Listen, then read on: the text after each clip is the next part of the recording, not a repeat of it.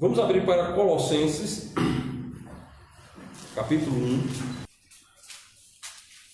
E nós vamos ler do versículo 17 ao versículo 23. Colossenses, capítulo 1, versículos 17 a 23. Amém? Todos encontraram? Amém. Leamos então. E ele é antes de todas as coisas, e todas as coisas subsistem por ele. E ele é a cabeça do corpo da igreja, e o princípio e o primogênito dentre os mortos, para que em tudo tenha a preeminência.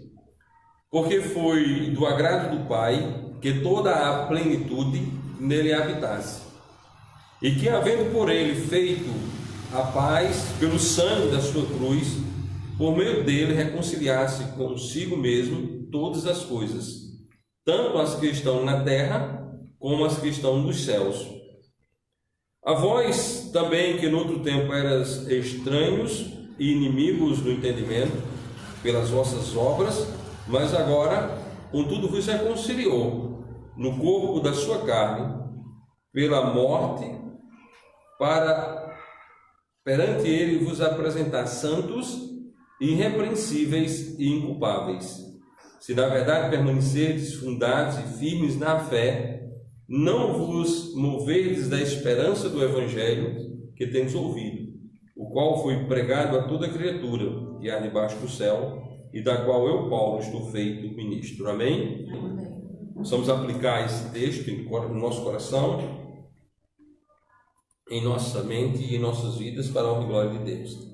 O texto começa falando de Cristo, começa falando de quem é Cristo no plano de Deus. Ele é antes de todas as coisas, e todas as coisas subsistem por ele.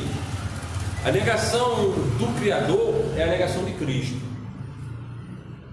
A negação do Criador é a negação de Cristo. Nós vivemos tempos trabalhosos em que um sistema amestrado, certo?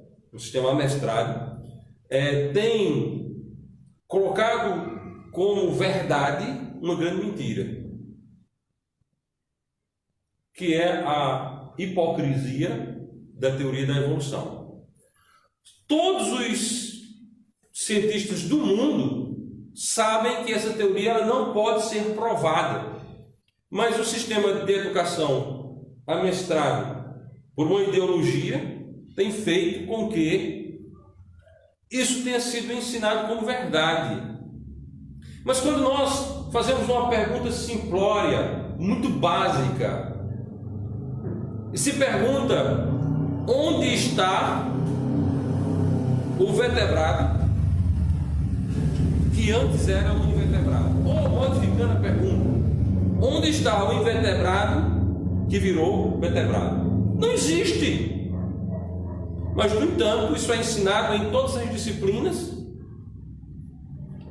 por um sistema que foi amestrado, um sistema que não pensa, Então, a negação de Cristo como Criador, ela é a base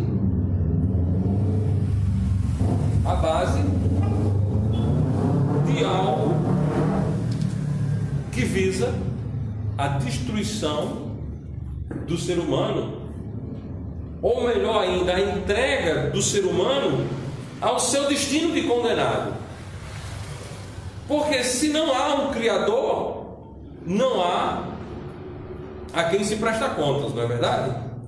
Se temos um Criador, se Deus te criou, se Deus me criou, se Deus nos criou, uma hora ou outra nós vamos ter que nos encontrar com o nosso Criador.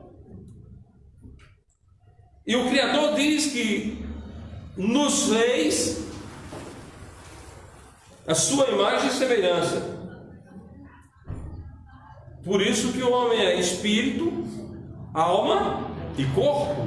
Espírito, alma e corpo. Espírito, alma e corpo. Sendo assim, quando você ensina excessivamente, porque não temos um Criador, estamos tirando o fundamento de todas as coisas, que é Jesus Cristo, sobre o qual todas as coisas estão edificadas, e estamos colocando as pessoas a um estilo de vida de negação ao Senhor. Ele é antes de todas as coisas, e todas as coisas subsistem por Ele. Todas as coisas subsistem pelo Senhor e Salvador Jesus Cristo. As pessoas que estão negando Cristo, elas existem e elas subsistem por causa de Cristo. É Cristo quem o está mantendo vivo. O maior de todos os ateus, ele só está vivo porque Jesus Cristo está o mantendo vivo. O maior de todos os satanistas, nós temos autores contemporâneos, que estão dedicando prefácios de livros a Lúcifer. Esse camarada que escreve um livro e faz um prefácio dedicando-o a Lúcifer só está vivo por causa de Jesus Cristo. Porque Satanás não tem capacidade de dar vida absolutamente a ninguém. Só Jesus Cristo pode dar vida. Só o Senhor e Salvador Jesus Cristo, que é também o Criador e mantenedor de todas as coisas, é quem pode dar e manter a vida. Ele é cabeça do corpo, da igreja. Ele é o cabeça da igreja. A igreja de Cristo não tem cabeça humana.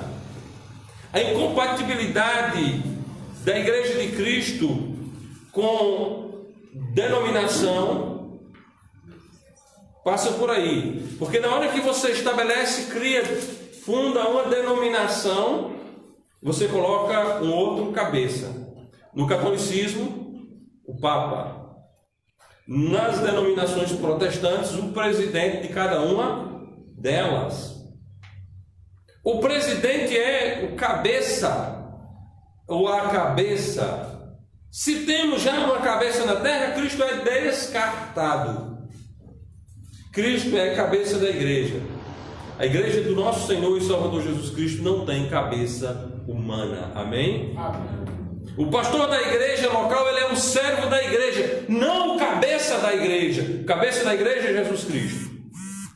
Todos nós estamos membrados da igreja de Cristo, formando um corpo, e debaixo da obediência e submissão à cabeça, que é o próprio Cristo. Logo, em uma igreja de Cristo não tem a minha vontade e a tua vontade. A vontade é a vontade de Jesus Cristo. A vontade do nosso Senhor e Salvador Jesus Cristo. Amém? Amém. Não é? Numa igreja de Cristo não é um jogo de interesses, nem um tabuleiro de xadrez onde eu quero isso aqui. Não. Não é uma coxa de retalho onde cada um tem uma vontade. Numa igreja de Cristo existe submissão à vontade de Cristo. Amém? Amém. O plano de ação, o plano de governo, a mentalidade de trabalho da igreja é baseado na vontade de Cristo. Amém? Amém. O princípio primogênito de dentre os mortos, para que em tudo tenha a preeminência. Ele foi morto por causa dos nossos pecados, mas ele ressuscitou. Ele é o primeiro que saiu da cova com vida. Tem um corpo glorificado, como nós teremos. Amém? E ele é o que tem toda a preeminência. Aquele que tem toda a preeminência, que tem todo o domínio, que tem todo o poder. Versículo 19: porque foi do agrado do Pai que toda a plenitude nele habitasse. Amém? Toda a plenitude habita em Cristo Jesus. Amém? Toda a plenitude, irmãos. Cristo é pleno. Falando em plenitude, tem algo importante a ser dito, que ele é cabeça da igreja, e que a igreja é seu corpo, e do corpo que a igreja está dito em Efésios capítulo 1, versículo 23, que é o seu corpo, a plenitude daquele que cumpre tudo em todos. Toda a plenitude habita em Cristo, toda a plenitude está em Cristo, e na terra a plenitude de Cristo é a sua igreja batista, local e visível. Daí a grande responsabilidade da igreja de andar na luz, como Cristo é luz, de não se misturar, de não ter comunhão com as trevas, porque a igreja de Cristo pertence a Cristo, representa Cristo, é embaixadora de Cristo. Em outras palavras, onde um membro da igreja de Cristo vai, ele está levando Cristo com ele. Quando qualquer um de nós agimos de maneira que não agrada ao Senhor, as pessoas não olham primeiramente para a gente. O que eles dizem é porque é crente. E é porque é crente. É de suma importância a gente observar isso, porque onde eu vou, eu estou levando o meu Cristo.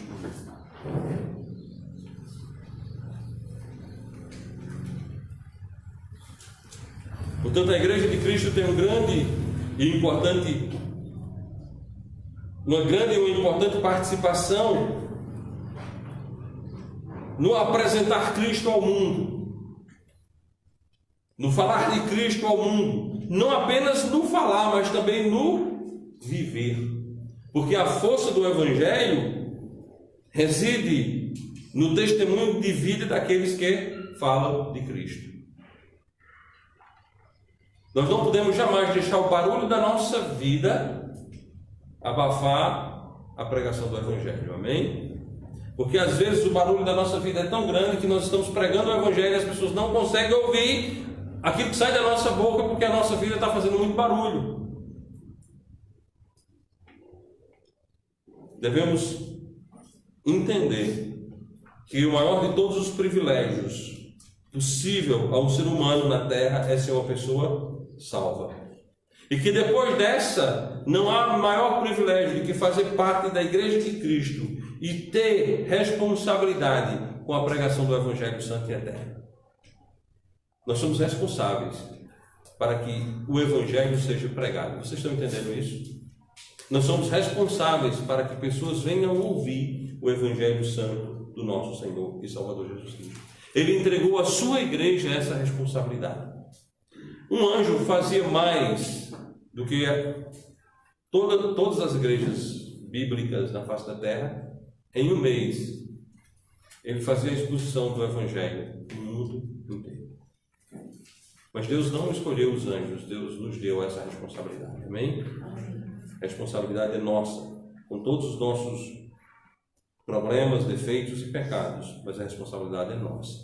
Portanto, devemos entender que a plenitude de Cristo na terra é a sua igreja, e Cristo é aquele no qual habita toda a plenitude.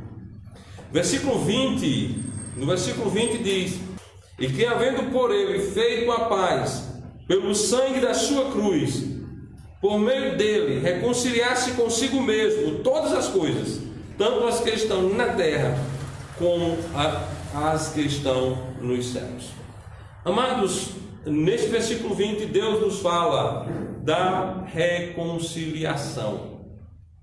Deus nos fala da reconciliação. Deus está mostrando como Ele fez a reconciliação. E aqui nós temos a grande maravilha. Nós temos aqui algo maravilhoso, que é como Deus operou esta reconciliação. Como foi que Deus fez para que houvesse a reconciliação? A reconciliação não foi feita por meio de um código de lei. Deus deu um código de lei a Moisés? Deu.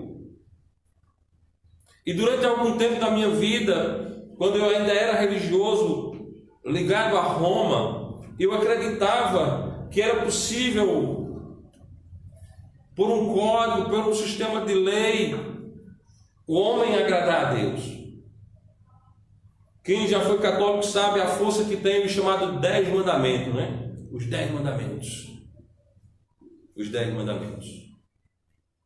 Que, da forma como eles apresentam, é diferente dos 10 mandamentos dados na Bíblia por Moisés. Há lá uma adulteração da palavra.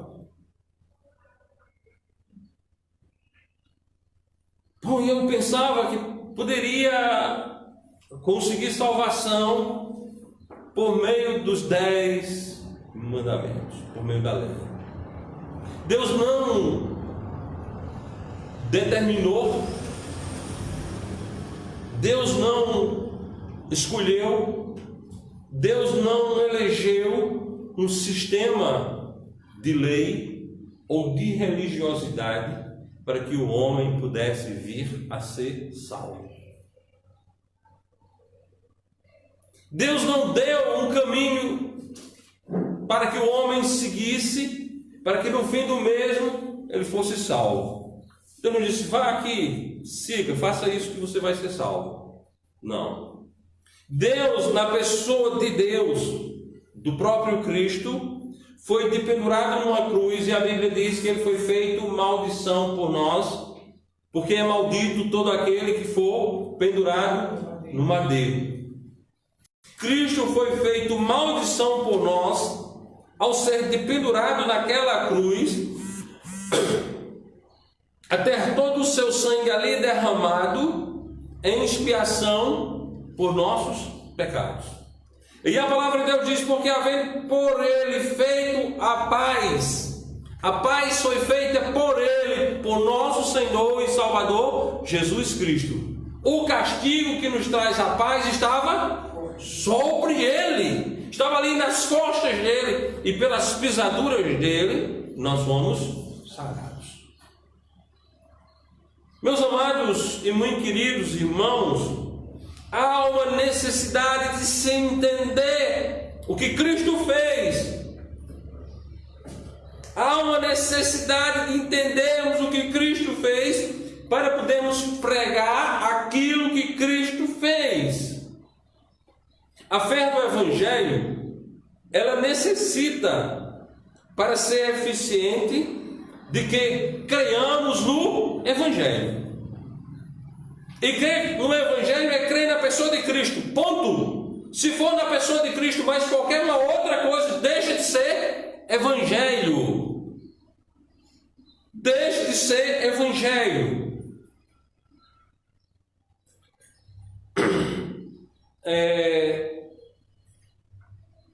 Eu estava estudando recentemente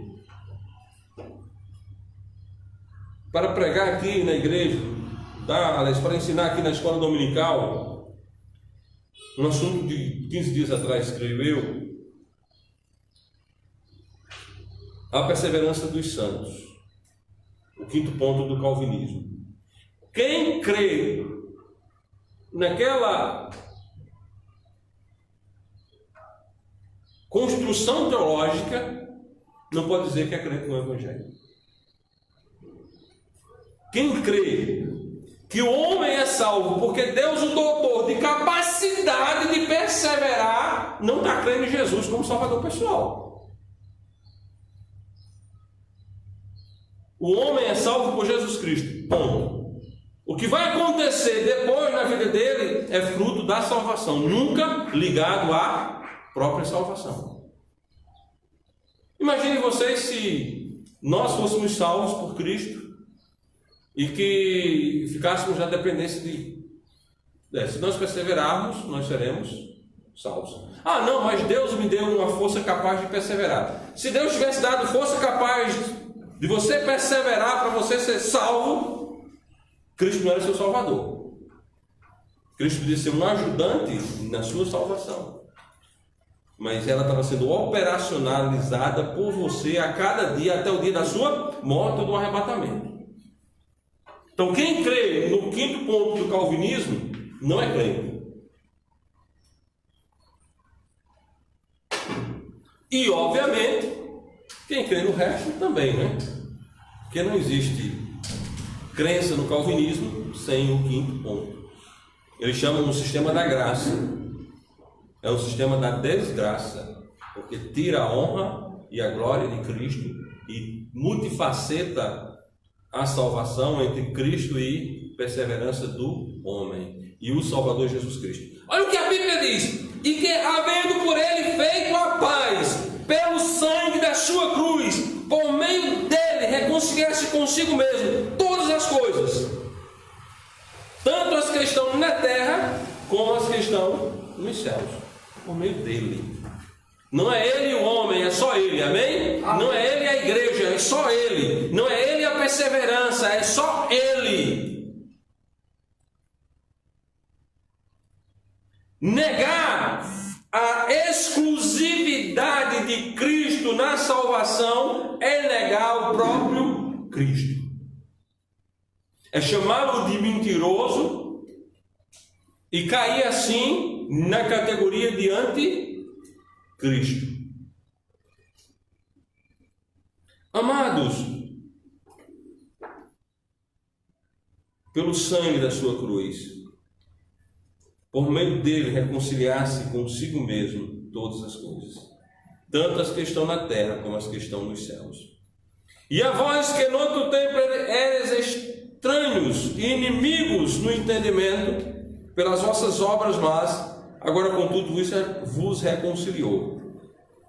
E a vós também, que no outro tempo eras estranhos e inimigos no entendimento, pelas vossas obras, mas agora com tudo vos reconciliou.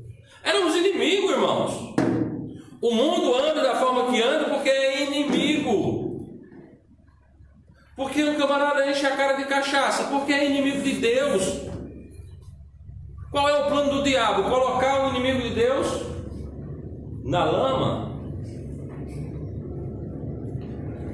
Colocar o inimigo de Deus na lama, no lixo.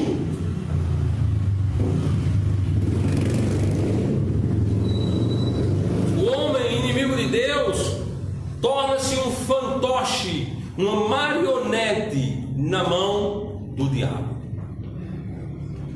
Faz o que o diabo quer. Um camarada nunca foi tão flecheiro, tão certeiro, falando de antropologia, como o Pelil de Campina, quando ele compôs e cantou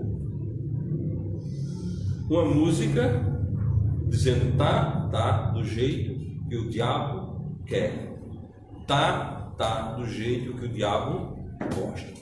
Aí pergunta, Pelil estava falando de quê? Do que ele estava falando? Da igreja?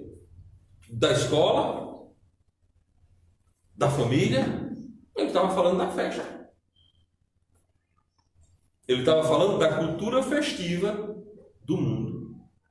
E na sua interpretação antropológica, ele disse que o homem estava fazendo o que o diabo quer. Mas isso não é novidade para quem estuda a Bíblia, não é? Para quem estuda a Bíblia, isso não é novidade. De maneira nenhuma, isso não é algo novo. No capítulo 1 de Colossenses mesmo, versículo 13, diz: o qual nos tirou da potestade das trevas e nos transportou para o reino do Filho do seu amor. Ele nos tirou de onde? Das potestades das trevas, ou seja, do reino de Satanás. Em Efésios capítulo 2, versículo 2 e 3, em que no outro tempo andastes, segundo o curso deste mundo, segundo o príncipe das potestades do ar, do espírito que agora opera nos filhos da desobediência. Será que Pelil de Campina leu esse texto?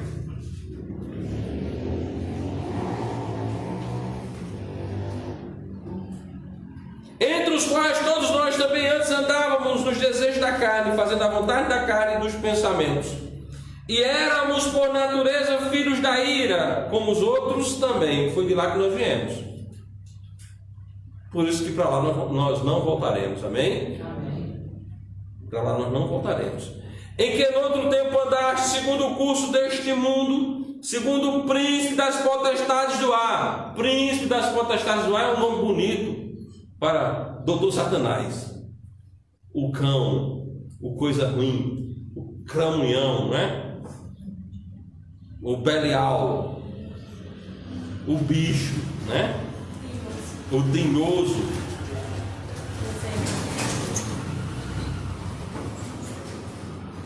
Príncipe das potestades do ar, do espírito que agora opera nos filhos da desobediência. Filhos da desobediência, está lá. Bom, irmãos, agora quem são os filhos da desobediência? Toda e qualquer pessoa que não é crente em Jesus Cristo, amém? E para sair disso é necessário o quê? Que haja a pregação do Evangelho e que haja a conversão a Cristo. E aí está o versículo 13 de Colossenses: o qual nos tirou da potestade das trevas e nos transportou para o reino do Filho do seu amor. Deus nos transportou, amém? Quem foi transportado por Cristo das trevas para a luz, está feliz em Cristo e não quer nada com as trevas. Não é mais escravo das trevas, não está mais amarrado por Satanás naquelas práticas pecaminosas. Havendo por ele feito a paz pelo sangue da sua cruz, por meio dele reconciliar-se consigo mesmo em todas as coisas, tanto as que estão na terra como as que estão nos céus, e também nós, e a vós também, que no outro tempo eram estrangeiros e inimigos no entendimento, pelas vossas obras más, agora contudo vos reconciliou. Fomos reconciliados, irmãos. Fomos reconciliados, e não somente isso, ele ainda nos entregou o ministério da reconciliação. Você foi reconciliado e ele entregou a você a responsabilidade. Você que é membro da igreja do Senhor, a responsabilidade de pregar a outras pessoas.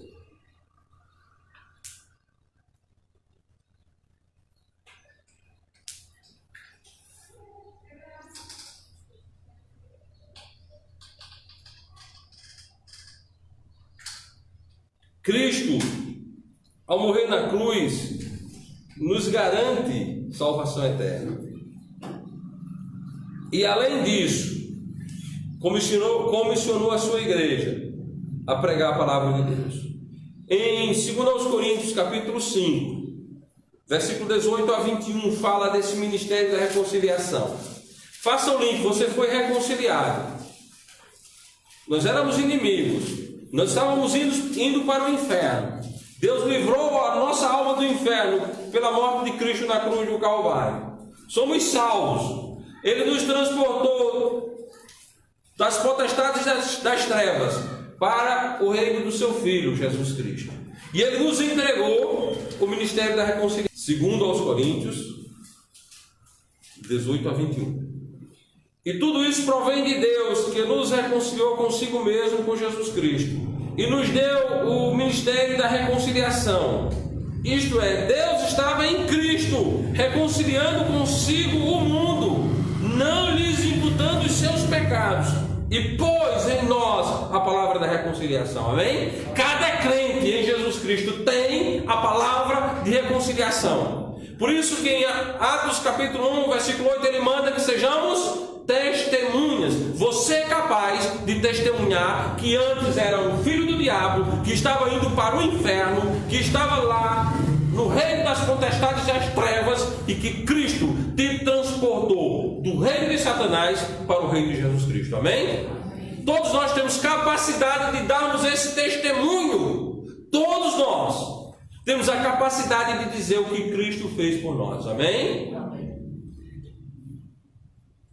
Isto é, Deus estava em Cristo, reconciliando consigo o mundo, não lhes imputando os seus pecados, e pôs em nós a palavra da reconciliação. De sorte que somos embaixadores da parte de Cristo, como se Deus por nós Rogamos-vos, pois, da parte de Cristo, que vos reconcilieis com Deus. Essa é a responsabilidade de cada crente, rogar às pessoas, insistir com as pessoas, falar com as pessoas sobre Jesus Cristo. A palavra de Deus está dizendo aqui: rogamos-vos, pois, da parte de Cristo, que vos reconcilieis com Deus. Rogação é algo que se faz com muita insistência.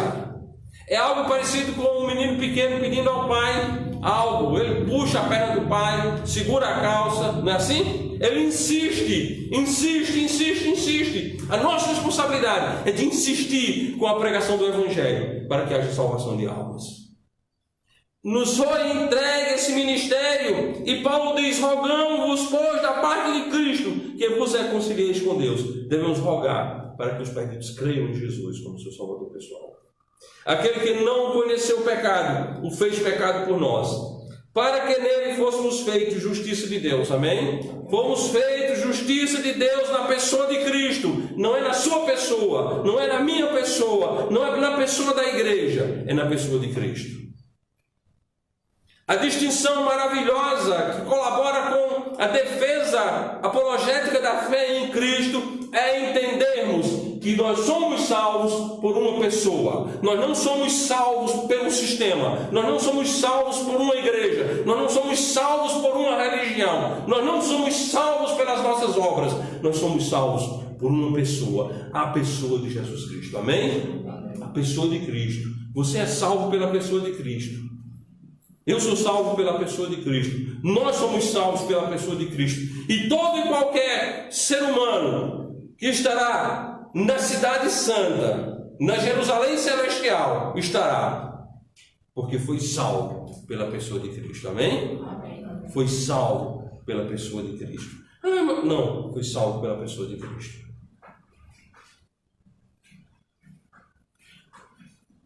Vos reconciliou no corpo da sua carne, pela morte, versículo 22 de Colossenses 1.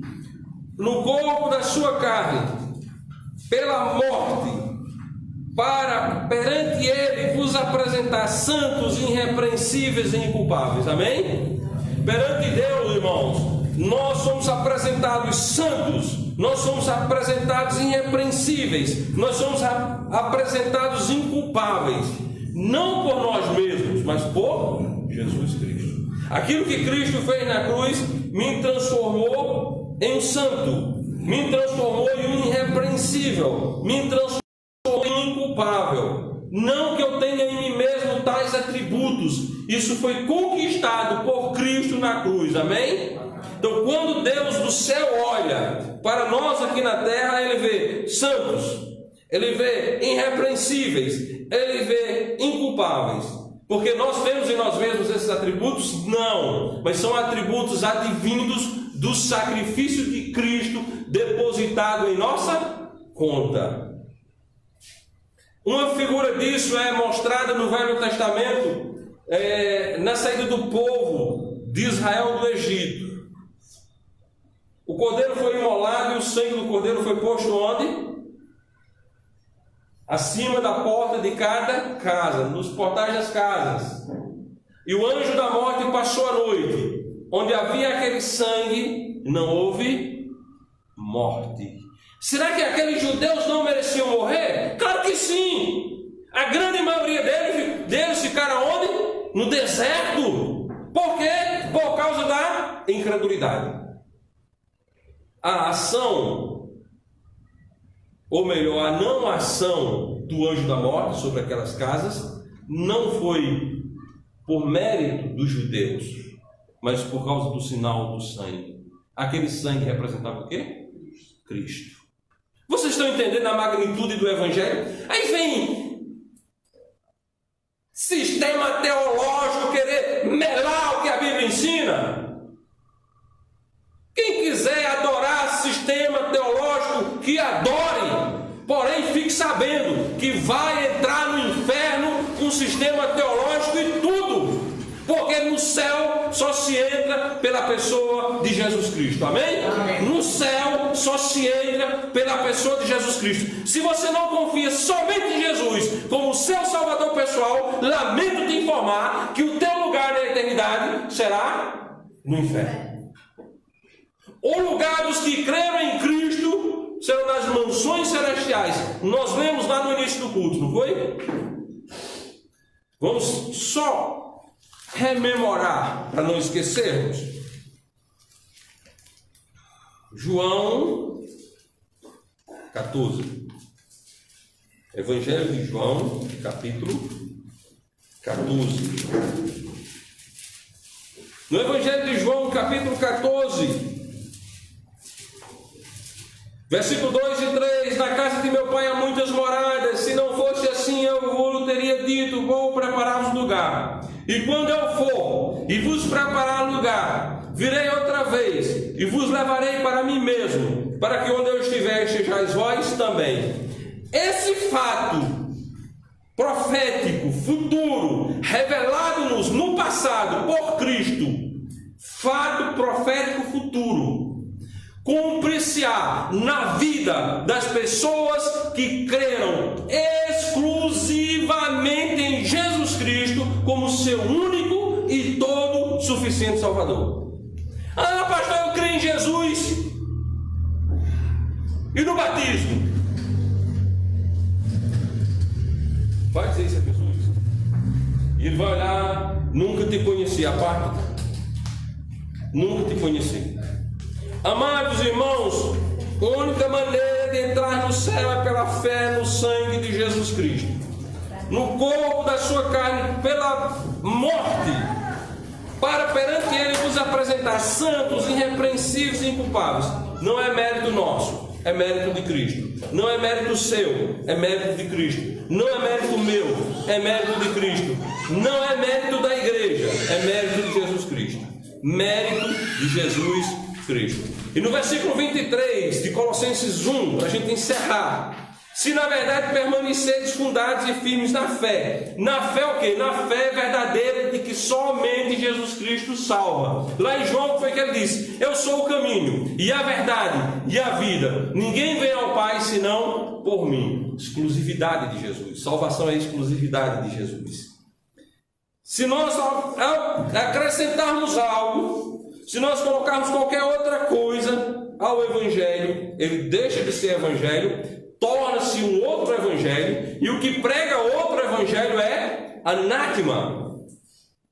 Se na verdade permaneceres fundados e firmes na fé, não vos moverdes da esperança do Evangelho. Qual é a esperança do Evangelho? Quem crê em Jesus tem a vida eterna. Essa é a esperança. Se você acha: não, eu me converti, mas eu preciso me batizar para poder ser salvo. Não, eu me converti, mas eu estou perseverando, porque se eu não perseverar, eu não provei que era salvo.